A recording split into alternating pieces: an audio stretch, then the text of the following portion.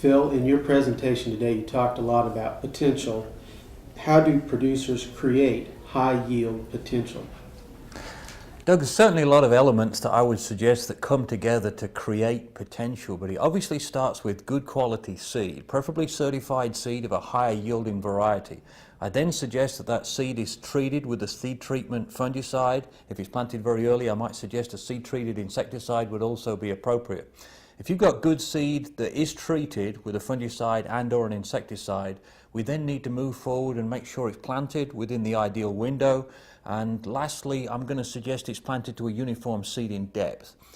Seeding depth obviously depends on moisture and lots of other conditions, but consistent seeding depth is important. So good seed planted uniformly in the field to a consistent depth would certainly be good ways, in my opinion, of creating yield potential.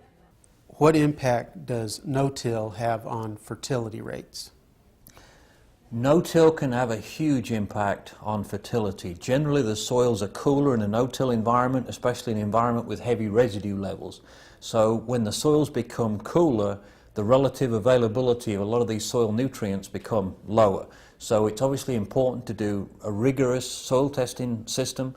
It's also very important to use tissue testing. Tissue testing, in my opinion, gives a producer the ability to better understand the nutrient levels that are available within a plant rather than just what's available in the soil. So a robust soil sampling and tissue testing system is very important to help understand nutrient, especially in no-till. Scouting is very important to this yield potential. When and how should producers be scouting their crop?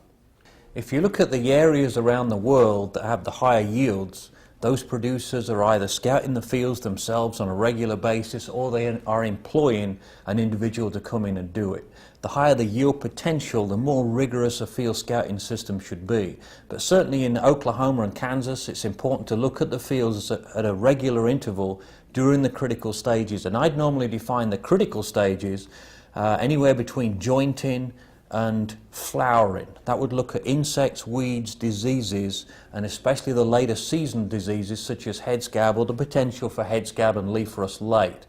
But that doesn't mean limiting the field scouting activities just to that window.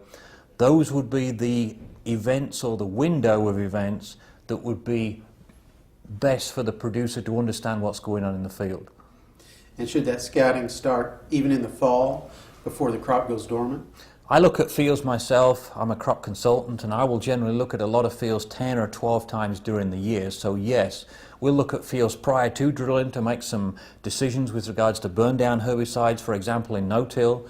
We'd then be there hopefully in a lot of examples at seeding time to help the producer set the drills for the right rate and the right seeding depth. We then begin to scout fields as the fields start emerging to look for insects, weeds, diseases in the fall. And then we'd start looking at the fields in the early spring for nitrogen rate recommendations, herbicide recommendations if we didn't spray it in the fall, and then the later season applications of fungicides. That's when the frequent field visits are normally required. Okay. Thank you, Phil. Thank you, Doug.